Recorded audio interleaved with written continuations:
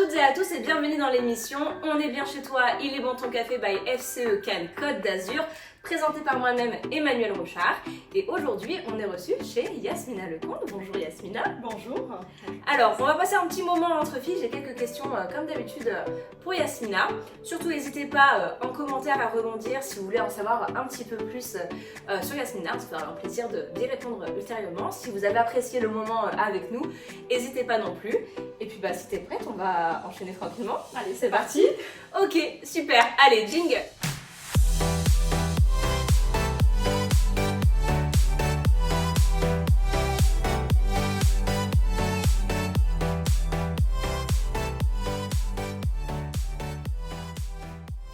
Alors, ma première question pour toi, Yasmina, c'est déjà, qu'est-ce que tu fais aujourd'hui? Quel est ton rôle de chef d'entreprise? Que fait ta société, etc. Alors, aujourd'hui, donc je suis recruteuse indépendante, c'est-à-dire que j'ai fondé mon propre cabinet de conseil en stratégie de recrutement pour accompagner les RH, DRH et dirigeants d'entreprise. Pour les accompagner dans leur recrutement, dans le cadre de leur recrutement. Donc j'ai fondé Human Recrutement en mars 2000, donc il y a bientôt 2 ans, donc en mars prochain ça va faire 2 ans. Ok, déjà ça passe vite effectivement. Oui. Comment tout a commencé? Comment t'es passé chef d'entreprise? Comment t'es passé à ton compte en fait? Qu'est-ce qui s'est passé? Alors, qu'est-ce qui s'est passé? Donc moi, je suis issue d'un parcours commercial, donc j'ai fait des études dans le secteur du commerce. Okay. Après avoir travaillé 7 ans, vendu différents produits d'assurance, dans le tourisme, en B2B et B2C pendant 7 ans, j'ai effectué un bilan de compétences parce que j'avais besoin d'être en phase avec moi-même et faire le point sur mon expérience professionnelle. J'avais besoin je cherchais du sens, plus de sens dans mon travail. Et suite à ce bilan de compétences, donc j'ai réalisé une formation dans le secteur RH, où j'ai eu la chance de découvrir le métier de recruteuse, chargée de recrutement. Et après ce projet de reconversion, j'ai travaillé pendant 7 ans dans le secteur de la reconversion professionnelle et du recrutement au sein d'un cabinet de recrutement. D'accord. Et donc Human Recrutement est né du fait de vouloir accompagner le maximum d'entreprises. Ce qui s'est passé, c'est que je me suis retrouvée effectuer du travail. Enfin, j'ai intégré une PME. Okay. Une PME où il n'y avait pas de service RH. D'accord. Et j'ai dû créer et mettre en place tous les process. Donc j'ai dû réaliser plus de 25 recrutements sur l'année, sans compter la gestion du personnel administratif, formation et la partie disciplinaire en plus. Oui. Et je me suis rendu compte que une fois que le recrutement était fait, c'est quelque chose qui me manquait. Qui me manquait beaucoup et du coup j'avais envie de partager cette expérience, que ce soit depuis le bureau ou en partager, en externaliser, parce que je propose également mes services en entreprise, pour le maximum, accompagner le maximum d'entreprises qui viennent à recruter. Ok, donc c'est ces besoins effectivement de pouvoir accompagner plus de personnes et de plusieurs façons différentes, etc. Qui t'a poussé donc il y a bientôt 2 ans à monter ta structure. Qu'est-ce que tu as fait des études commerciales, c'est ça? C'est ça. Qu'est-ce qui t'avait motivé à l'époque de faire tes études là-dedans?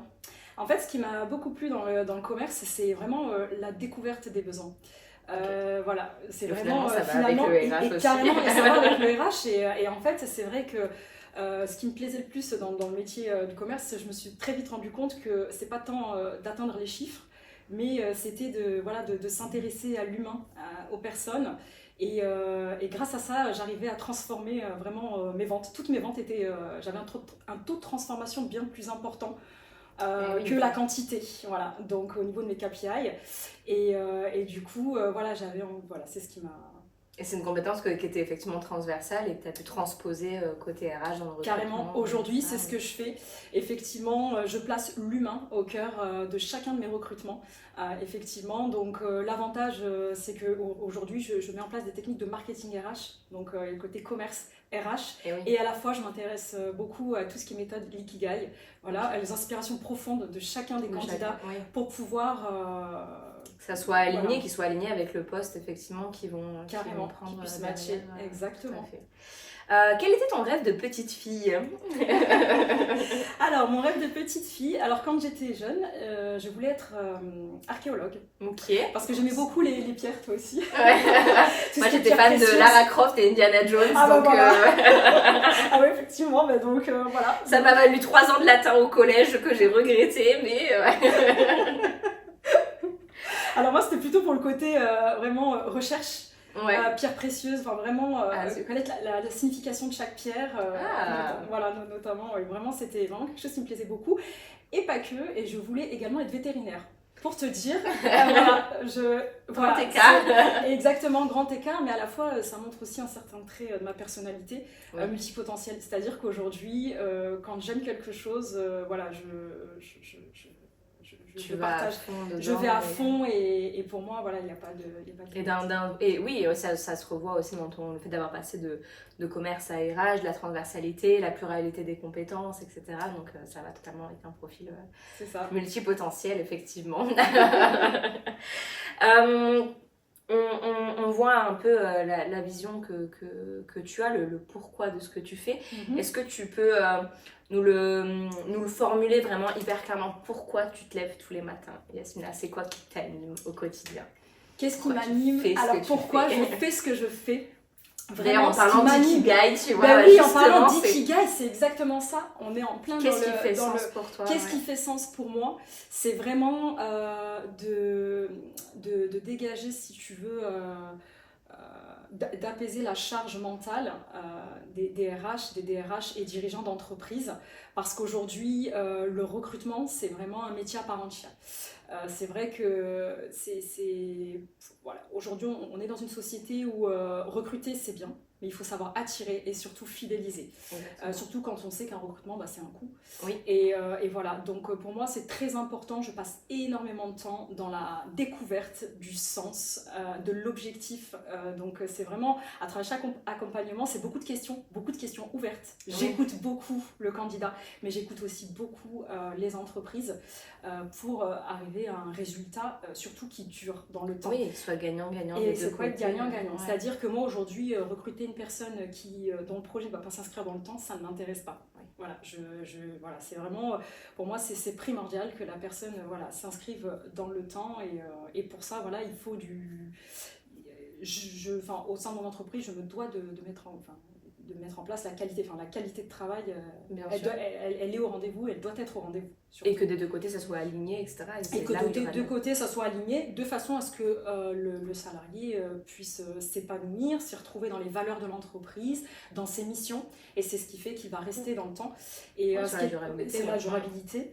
Et Human Recruitment, c'est aussi un suivi, c'est-à-dire que, comme je te disais, on parle d'humain. Oui. Donc, placer un candidat, ça ne m'intéresse pas. Aujourd'hui... Ouais, si tu passes et qu'après tu pars... Non, pas du tout. C'est-à-dire que moi, chaque candidat, je les accompagne durant le processus de recrutement. Donc j'attire, je recrute, mais après aussi, au niveau du suivi, je réalise un suivi au moins jusqu'à entre 3 et 6 mois pour pouvoir m'assurer que tout va bien, qu'ils sont en phase aussi le maintien dans le poste. Dans le maintien dans le poste. Je trouve que c'est très important. Voilà. Ok. Quelle est ta plus belle réussite, ce qui te rend le plus fière aujourd'hui? Ce qui me rend le plus fière aujourd'hui, c'est mes enfants. Aujourd'hui, je suis maman de 2 enfants, une fille de 10 ans et une fille de 5 ans. Ok. Et c'est ma plus belle fierté aujourd'hui. Donc ça me permet de bifurquer sur cette question-là. Donc on comprend qu'aujourd'hui tu es chef d'entreprise et chef de famille, d'accord? Comment tu allies les deux et surtout tu as monté ta structure en étant déjà maman? Quel est ton secret au quotidien pour arriver à gérer les deux et à performer des deux côtés? Alors, tout simplement, c'est vrai que c'est beaucoup d'organisation, beaucoup de temps. Donc, je travaille très tôt le matin, donc je commence la journée quand tout le monde dort. Ah ouais. C'est ça. Et puis, donc je les récupère à l'école et je m'occupe d'elles. Je leur consacre le temps qu'il faut. Une fois qu'elles sont couchées, ça m'arrive de retravailler, de finaliser ma journée, de boucler et d'anticiper la semaine ou la journée de demain. Donc c'est vrai que c'est une sacrée organisation, mais c'est faisable. Donc c'était un sacré challenge.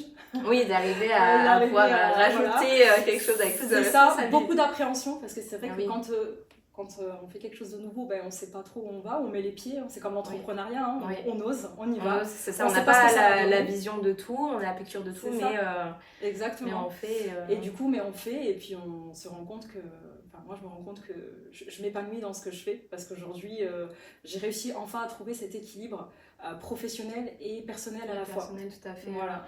Où tu es bien des deux côtés, et donc du coup ça se nourrit mutuellement et ça te permet d'être encore une meilleure maman et une meilleure chef d'entreprise et une meilleure recruteuse et d'être bien, quoi. Effectivement, j'ai pu m'inscrire je suis conseil, enfin je suis inscrite au conseil des parents d'élèves, voilà, donc ça c'était quelque chose qui me tenait à cœur depuis quelques années, et aujourd'hui grâce à mon activité, cela me permet aussi de participer à la vie scolaire de mes filles, d'avoir en fait. plus de liberté, Oui, en fait. c'est ça. Donc à partir du moment où on est organisé, en fait, on gagne en liberté de temps aussi. Exactement. Et de pouvoir aussi. Souvent, on pense que quand on est entrepreneur, on délaisse sa famille parce qu'on a l'image de l'entrepreneur qui bosse 90 heures par semaine. Vrai, alors oui, on bosse plus, mais on bosse plus intelligemment, j'ai envie de dire.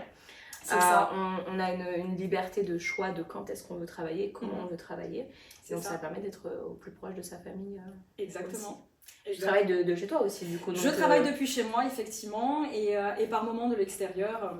Donc tu as cette présence physique j'ai cette aussi, présence quand même, j'ai cette présence physique quand même qui est très importante. Qui serait pas sur un 35 heures bureau, non, bloqué dans les bouchons 2 heures pour aller à Sofia. C'est du temps que je consacre en plus autre part, voilà, les accompagner dans leurs activités mutuelles. Enfin, je trouve que c'est très important aussi. C'est du temps de qualité. C'est du temps de qualité, vraiment c'est du temps de qualité. Quelle a été ta plus grande sortie de zone de confort? C'est vrai que t'es vraiment challengée, bousculée ou... Alors, j'en ai deux. Ouais, vas-y. J'en ai deux. Alors, ma première prise, on va dire, pas de risque, mais c'est quand j'étais en BTS. Okay. Voilà, c'est quand j'étais étudiante en BTS et je suis partie en mission humanitaire à Madagascar. J'ai dû donc participer, enfin animer des cours en français au sein d'une école primaire à Nalalave. Voilà. Combien de temps t'es partie? Donc j'étais jeune, j'ai dû mettre en place un programme, voilà, animer, enseigner et surtout s'adapter à un public d'enfants à des enfants qui ne maîtrisaient pas toujours le français. Donc et ce que j'ai beaucoup aimé dans cette expérience, c'est de partir de rien et c'est cette progression en fait, c'est vraiment de les emmener vers un but. Et ça, j'ai vraiment pris plaisir dans cette mission. Et aujourd'hui, c'est ce que j'inculque aussi à mes enfants. Le plus important, c'est tout ce que tu vas mettre en place pour arriver à un point. Et vraiment, voilà, c'est ça qui est passionnant. C'est ça qui est vraiment passionnant. Et du coup, donc, deuxième prise de risque, c'est l'entrepreneuriat. Parce que c'est vrai que ça a quand même... moi, je ne suis pas issue d'une famille d'entrepreneurs, donc ça me bouscule pas mal de choses sur le plan émotionnel. On n'en parle pas assez, mais je trouve que c'est important. Oui. C'est important parce que quand on est entrepreneur, on a... Voilà, c'est des pics en fait. Oui.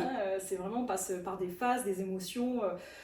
on pense souvent que c'est facile, c'est trop bien, on a cette étiquette en fait qui nous colle. Ouais, c'est ça, t'as la vie facile, t'as la belle vie, toi. Ouais, moi j'ai appris une chose, c'est vrai qu'avant je posais la question quand je rencontrais un entrepreneur dans mon entourage, parce qu'il y a pas mal d'entrepreneurs, je leur posais la question, alors comment ça se passe ton activité? Et aujourd'hui j'ai changé ma façon de faire et de poser, c'est maintenant la première question que je pose, c'est alors comment vas-tu? Ouais, effectivement. C'est m'intéresser. C'est une question qui revient beaucoup. Comment vas-tu? Alors ton petit business, il se porte bien? Comment se porte ton business? C'est cette question qui revient souvent, on s'intéresse. Il y a un humain. C'est ça en fait. Et du coup, sauf que ça, tant qu'on passe pas par là, on peut pas le comprendre. Non, en fait. c'est vrai. Et aujourd'hui, voilà, c'est ça ma question. C'est comment vas-tu? Comment te sens-tu? Comment tu gères? Comment tu gères, voilà. Plutôt l'organisation, comment tu arrives à gérer ta vie de maman ou ta vie d'entrepreneur, enfin voilà, ta vie de famille. Vraiment, c'est... Ouais, et d'arriver à... Et c'est un accomplissement aussi parce qu'on fait des perfs au quotidien, etc. Carrément. Et de se dire, ok, waouh, tu vois, genre, waouh, chapeau, quoi. Plutôt que, ah bon, mais tu fais ça, c'est vrai. Sûr. C'est vrai, c'est exactement ça, c'est vrai, c'est sûr, et c'est tout plein de... Ouais. Et je pense qu'il y a un contexte dans lequel tu as retrouvé cette bienveillance, vu que tu nous as rejoints, c'est les FCE. Oui. Dont je suis ta marraine. C'est vrai, et j'en suis fière. Donc tu Oui, nous as je rejoint, retrouve, tu as été intronisée l'année dernière. C'est ça. Qu'est-ce qui t'a motivé, qu'est-ce qui t'a motivé le plus et qui t'a donné envie de nous rejoindre? Oui, alors quand on est entrepreneur et qu'on travaille depuis chez soi, c'est vrai que quand on passe du salariat à l'entrepreneuriat, on peut très vite ressentir cette solitude. Sauf que moi, je le savais déjà. En fait, quand je me suis lancée dans l'entrepreneuriat, je savais très bien Oui. que j'allais avoir besoin de relationnel et c'est ce que j'ai fait. C'est-à-dire qu'au bout de 2 mois, à peine j'avais commencé, c'est simple, j'ai quitté mon CDI en octobre il y a 1 an. Genre 2 mois après, même pas 2 mois, j'étais déjà à la recherche d'un réseau parce que moi ce qui m'anime c'est les relations humaines. En fait j'ai besoin de rigoler, de parler, de travailler en même temps et d'échanger et tout ça dans la bienveillance. Et ce qui m'a plu chez les FCE c'est ce côté vraiment bienveillant. Accompagnement bienveillant et voilà on se retrouve un soir par mois pour parler du monde du travail une petite heure, on se retrouve une petite heure autour d'une question en lien avec nos activités et puis ensuite voilà cette soirée qui nous fait du bien en tant que femme, tout à fait, avec bienveillance, transparence, etc. Et des sujets pas forcément business en fait. C'est ça qui est bien fait, de parler de tout, en fait, de tout, de rien. Parce qu'avant d'être entrepreneur, on reste une femme. C'est déjà. Ça aussi. Épouse, femme, épouse, maman pour certaines. Tu vois, donc je trouve que c'est important d'arriver à garder et de trouver surtout. Plus que de garder des moments pour soi, des temps pour soi. Ouais, c'est un vrai moment en fait. Et de déconnexion. Ces fameuses soirées. Et les points de rencontre entre aussi avec tous les événements auxquels on participe. Mais ouais, c'est ça. Oui. Quel est ton combat qui te tient le plus à cœur aujourd'hui, la chose qui te donne envie de faire avancer, d'évoluer, de dépenser de l'énergie Mon combat, ça va être mon combat intérieur, j'allais dire le combat de soi. C'est quand même important parce que c'est ce que je disais tout à l'heure, en fait, la gestion de ses émotions dans une situation nouvelle, qui n'est pas toujours évidente, mais qui est très, à la fois, on se découvre en fait. Vraiment, je trouve que dans chaque épreuve, réussite comme échec, si je puis dire, on se découvre en fait, on se découvre des nouvelles facettes. Et moi, je pars du principe que par moment, on a besoin de passer par des échecs pour mieux repartir et rebondir et avancer. Ça passe par la découverte de soi, de ses émotions, de la compréhension. Exactement. Et c'est quelque chose qu'on ne nous inculque pas. En fait. Non, on ne nous inculque pas. Et c'est vrai que pour tout vous dire, moi, Human Recruitment est né il y a bientôt 2 ans. Et en fait, 1 an avant la création de mon entreprise, j'avais perdu mon papa du Covid. Et en fait, j'avais envie de transformer ce mois. En fait, parce que le mois de mars, c'est le mois de naissance de mon papa et c'est le mois où il est décédé. Ok, ouais, donc le mois lourd, émotionnellement. Émotionnellement, c'est vraiment... et j'avais envie de transformer ce mois, en fait. Donc, mon combat aujourd'hui, et ce qui me ferait plaisir, c'est vraiment que Human Recruitment est loin et qu'il réussisse, quoi. Et qu'il réussisse, ça, ce serait vraiment... Du coup, ma question, elle va avec. Aujourd'hui, quelle est la personne qui t'inspire le plus? Mon papa. Il a ce côté vraiment bosseur, travailleur, très positif et souriant. C'est vrai que c'est un homme qui fédère. Là que tu tiens. C'est possible. Côté fédérateur, vraiment, quand on se sent bien en sa présence. Enfin, c'était un homme avec qui... on aimait être en fait, voilà, tout simplement. Et aujourd'hui, je me rends compte que j'ai ce petit côté solaire. Je pense que voilà, j'ai gardé. C'est de lui. Exactement. Et le côté de ma mère aussi, gratitude. Ma mère, c'est beaucoup la gratitude. Et c'est ce que j'inculque aujourd'hui à mes enfants. Je les éduque en disant, ok, aujourd'hui tu n'as pas ça, mais qu'est-ce que tu as? Ok. C'est une chance. Et du coup, elles réalisent que c'est une chance, en fait. Et aujourd'hui, voilà, je leur apprends beaucoup à remercier la vie, de se contenter de ce qu'on a et pas toujours de vouloir plus, d'aller chercher des choses en plus, soit dans le côté matériel ou immatériel, ou chez l'autre, tout simplement. Voilà. Tout à fait. Et c'est une grosse partie de la spiritualité, du développement personnel, de la confiance en soi, etc. Exactement. Et ça fait du bien à la santé tout court aussi, quoi, dans la gratitude. Donc, tout à fait. Ça nous permet de relativiser. En fait, dans des moments où la vie n'est pas facile, elle n'est pas facile et du coup, ça nous permet de relativiser, se dire que... C'est carrément en lien avec la positivité. Donc, mais carrément. C'est exactement ça. C'est un bon mélange des deux, du coup. Exactement. On arrive du coup à ma dernière question que je pense avoir toute trouvée. Donc on a beaucoup parlé de ton passé, de ta vision, etc. Et on va aller se projeter très très loin. Et je vais te poser la fameuse question qui sera liée à ton enterrement. Waouh. Donc le plus loin possible, bien évidemment, d'accord. Le plus loin possible, on part du principe que c'est la page de ton merveilleux livre de ta vie, d'accord. Okay. Que tu as réalisé tout ce que tu voulais dans ta vie, d'accord. Que tout le monde sait à quel point tu es une personne extraordinaire, ok. Et ce jour-là, on arrive le jour de ton enterrement et les proches font un discours, d'accord. Ma question, c'est qu'est-ce que tu aimerais ou penses que dirait ta famille, tes proches, tes amis ce jour-là de toi? Que diraient mes proches? Alors, Yasmina, c'est une personne à l'écoute, empathique et sensible. Très sensible.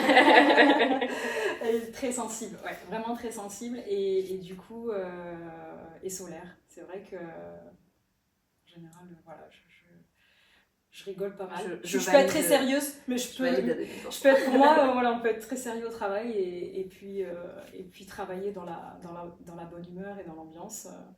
Donc voilà, je pense que c'est ce qu'on dirait de moi. Dynamique, ouais, vraiment. Dynamique. Ouais. C'est ça. Je valide la version de Yasmina totalement.